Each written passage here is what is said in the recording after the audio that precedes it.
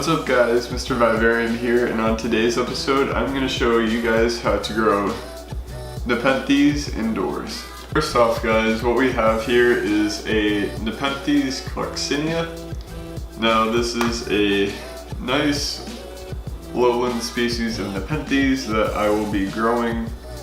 It's really cool, it's got some nice coloration in the pictures of the plant. And because my house has very low humidity because of air conditioning units and whatnot, I've got this lovely big glass terrarium that will become the home for this plant. So let's get this guy potted. So guys, as you can see, I have this container here to unpot the nepenthes. This is just a cheap cat litter container, and this will just make it for easier cleanup as we take apart this nepenthes coccinea. So what I'm going to do is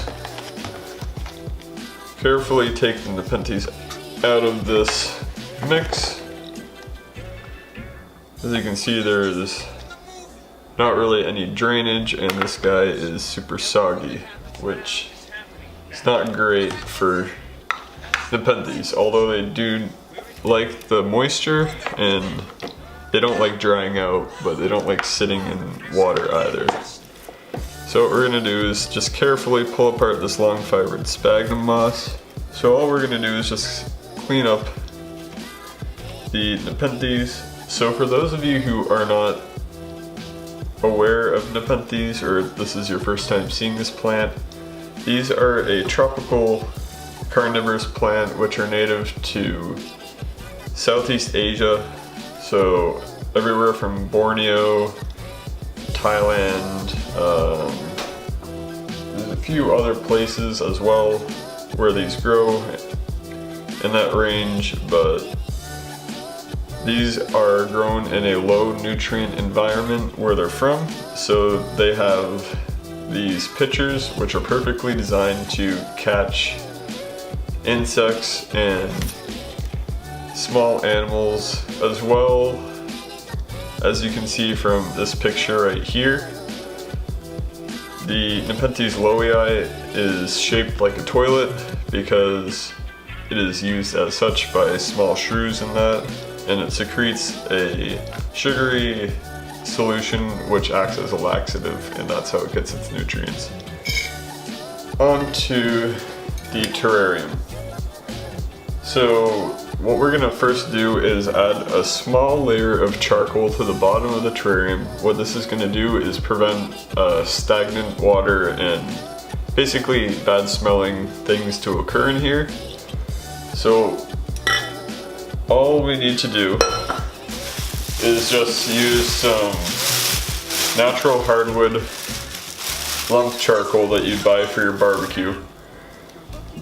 And all we're going to do is just place a layer that's not too thick just along the bottom of here.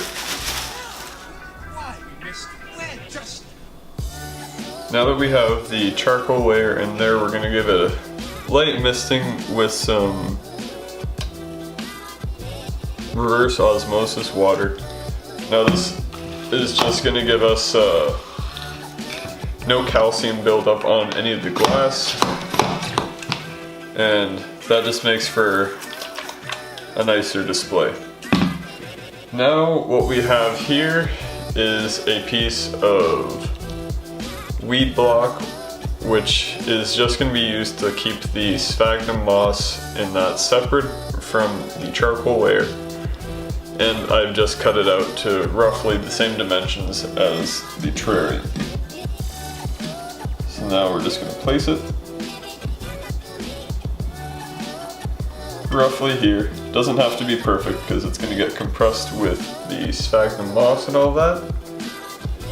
Now what we're going to put in here next may surprise some of you, but this will make the maintenance of the terrarium much easier later on. Now next, what we're going to be adding to the terrarium are what are called temperate white springtails. Now these are the most common species that are found in the terrarium and vivarium hobby. So what they're basically going to do is be the cleanup crew for the terrarium, as they will eat any molds that will start to occur inside there, which will make maintenance much easier. And if these guys so happen to fall in the traps, that will just make it a nice little snack for the nepenthes. Now we're just going to simply add some of the coconut coir to the base layer of the mat. And there's a few hundred springtails in there, which should be a good start for our cleanup crew. So here is the mix that we are going to be using today. What we have here is pre-moistened Chilean long fibered sphagnum peat moss. We have some fir bark, which is also known as orchid bark. And then we got perlite, which is a expanded volcanic rock. So we have probably about 50% sphagnum, then 25% fir bark, and 25% perlite. Now we're just gonna mix all these together. We're gonna be creating a nice light, airy mix that holds moisture very well. As well, this contains very little nutrients in here. So by the time the stuff has actually broken down and began making any nutrients, we'll be repotting it and changing out the substrate again anyway. And here's our final product. It is a nice light and airy mix. Perfect for nepenthes. Now we are going to put this all into our terrarium. So we're going to fill this probably about halfway, and then we're going to stick our nepenthes in there to grow.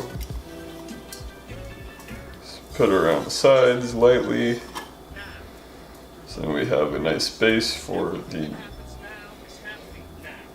barrier so it doesn't slip.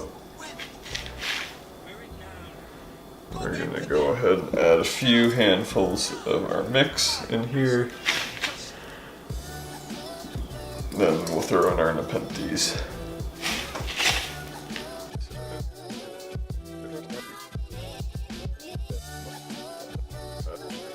Right about there.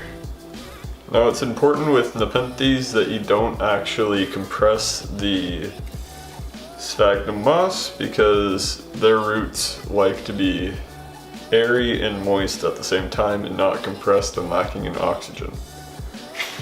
So now we're just going to take a little bit more sphagnum,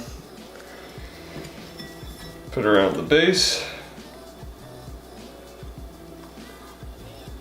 sure that everything is nice and there's no leaves covered up, because that will probably lead to some rot. Now that these are all planted, we're going to give this a nice spray down with our reverse osmosis water, because nepenthes do really well with this type of water. They'll do fine with regular household water, but then again you will get a buildup of salts and hard minerals, which will show up on your plants in glass, and it doesn't look too good, and the plants are generally much happier with a RO mix or filtered water with low parts per million.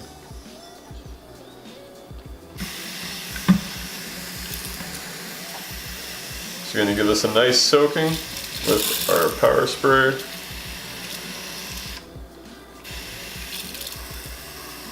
Make sure everything is nice and moist.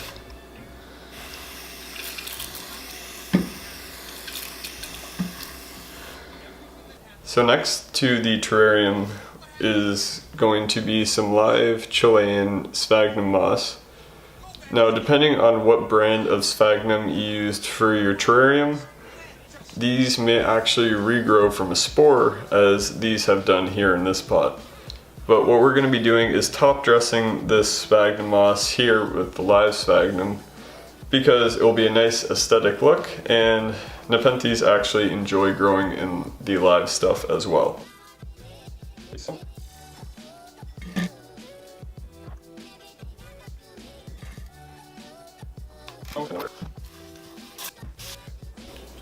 Okay guys, so as you can see, this terrarium turned out really well. Now I'm going to give you some basic care tips on keeping these nepenthes. So number one will be their lighting. These guys will like bright indirect light if you're growing it inside a house like I'll be, and if there is not enough light you can add supplemental lighting via grow lights and things of that nature. Next will be feeding / fertilizing. For these guys, what I'll be doing is feeding them bits of crickets and mealworms that have already been killed and placing those inside the traps. As another thing you can do would be a light liquid foliar fertilizer. These will work really good for nepenthes, but as with all fertilizers, they will contain some salts, so you may get a little bit of that buildup over time if you don't rinse it off with RO water. And as for watering, RO water is best, but these guys can also take some tap water if that's all you have. And yeah. Another thing, if you guys want to go check out some really cool Instagram posts and pictures like the ones you saw in this video of the nepenthes, go check out my friend Dom's channel. He's got a really cool nepenthes nursery called Red Leaf Exotics, and I'm going to throw a link down in the description for the Instagram and his online plant nursery so you guys can possibly buy some if you are in the States. Hope you guys enjoyed this video. Until next time guys, God bless.